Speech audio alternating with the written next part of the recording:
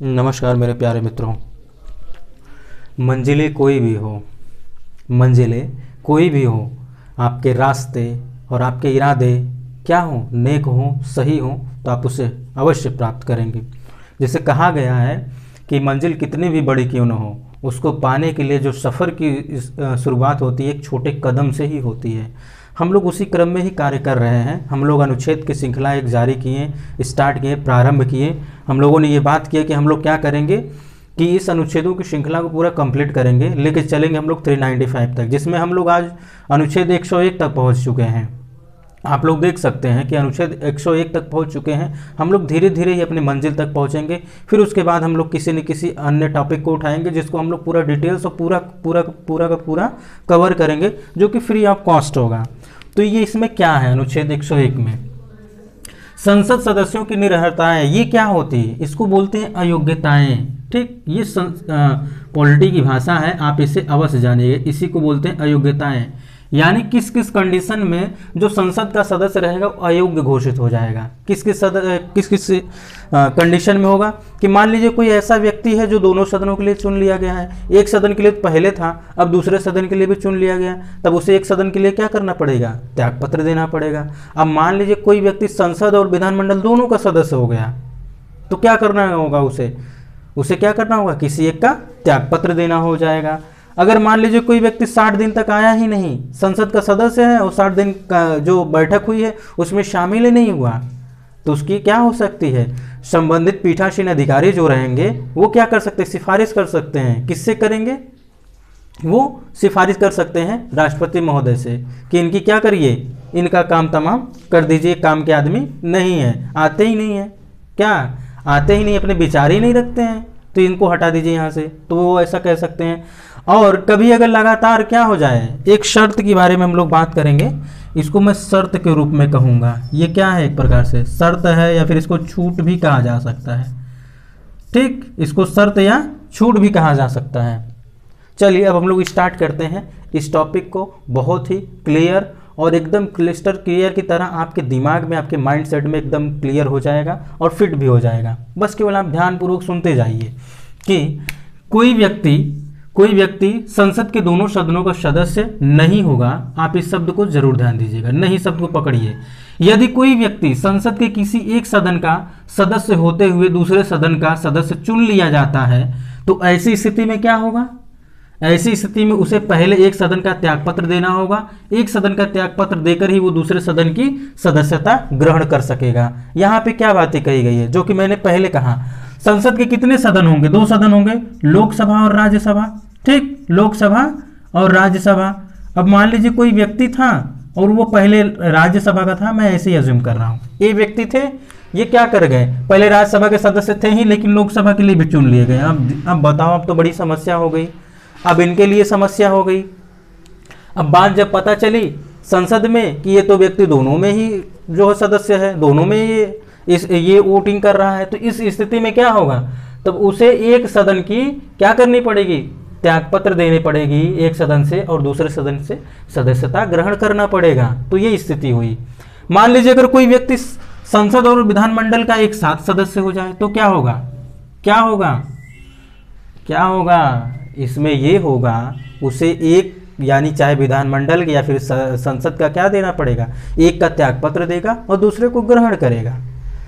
क्या मतलब हुआ इसका? क्या तात्पर्य हुआ? यहाँ पे यही तात्पर्य होता है, अगर कोई व्यक्ति एक रोल निभाने के बजाय अगर डबल रोल निभा रहा है, तो उसे एक रोल को क्या करना पड़ेगा? हटाना पड़ेगा। भाई एक रोल तुमसे, एक ही रोल निभाओ, अच्छे से निभाओ। समझ गए? ठीक, अगर वो संसद और विधानमंडल दोनों का सदस्य पाया जाएगा, तो उसको एक सदन का क्या करना पड़ेगा? एक सदन का कह रहे हैं, एक विधानमंडल का या फिर विधानमंडल के या सदन का क्या, संसद का क्या करना पड़ेगा? उसे त्यागपत्र देना पड़ेगा। संसद का कोई भी व्यक्ति यदि अपना त्यागपत्र दे देता है अथवा अयोग्य घोषित कर दिया जाता है, तो उसका स्थान रिक्त हो जाएगा। कोई व्यक्ति था, कोई व्यक्ति विशेष था, उसने क्या कर दिया? संसद का सदस्य था और वो क्या कर दिया? कह नहीं, मुझे संसद का सदस्य नहीं बनना है, मैं त्यागपत्र दे रहा हूँ। और वो व्यक्ति त्यागपत्र दे दिया। अब त्यागपत्र दे दिया, और एक तो ये स्थिति हुई कि उसका पद खाली हो गया। त्यागपत्र देने के बाद जैसे ही त्यागपत्र स्वीकार कर लिया गया, वो क्या हो गए? उनका पद रिक्त हो गया। लेकिन अगर उन्हें ही अयोग्य घोषित कर दिया गया किसी आधार पे, किसी बात पे, या फिर हो सकता है वो क्या कर दिए हों, दो दो सदनों के सदस्य हों, या फिर क्या हो सकता है और भी कई सारे शर्तें हैं जिसके कारण कोई भी संसद सदस्य को अयोग्य घोषित किया जा सकता है। अगर अयोग्य घोषित भी किया गया है तो भी उनका स्थान क्या हो जाएगा, रिक्त हो जाएगा। क्या हो जाएगा, रिक्त हो जाएगा, खाली हो जाएगा। ठीक, तो बातें हम लोग कर चुके हैं ये तीन पॉइंट के बारे में। हम लोग चौथे पॉइंट पे आते हैं। क्या है, यदि संसद का कोई सदस्य सदन की कार्यवाही से, जैसा कि मैंने पहले कहा, लगातार 60 दिन या उससे अधिक दिनों तक अनुपस्थित रहता है तो ऐसी स्थिति में सदन का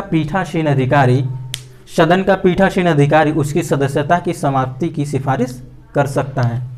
यहाँ पे बात ये हुई कि अगर मान लीजिए कोई लगातार 60 दिन तक कोई व्यक्ति ऐसा था, लगातार 60 दिन तक जो बैठक हुई उससे भी अधिक दिनों तक, यानी कि मान लीजिए 65 दिन तक, 61 दिन तक वो क्या किया, कार्यवाही में भाग ही नहीं लिया, तो उसका जो पीठासीन अधिकारी रहेगा कहेगा ये तो आदमी बहुत ही बेकार है, कभी आता ही नहीं है, चुन तो लिया गया है लेकिन ये आ ही नहीं रहा है, तो उसकी सदस्यता समाप्त करने के लिए क्या कर सकते हैं, वो सिफारिश कर सकते हैं।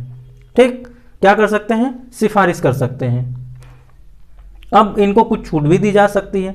भाई 60 से ज़्यादा दिन तक अगर ये व्यक्ति नहीं आया है तो उसमें हो सकता है कहीं अवकाश पड़ गया हो, तब कोई सरकारी छुट्टी पड़ गई हो, तब इसलिए नहीं आया वो आदमी, तो इसके लिए भी हम लोग समझते हैं। यदि इन 60 दिनों में लगातार 4 या उससे अधिक दिनों तक सार्वजनिक अवकाश रहती है तो यह अवकाश उसके 60 दिनों में जोड़ दिया जाएगा, यानी 64 डेज मान लिए जाएंगे। कैसे, इसको समझिएगा।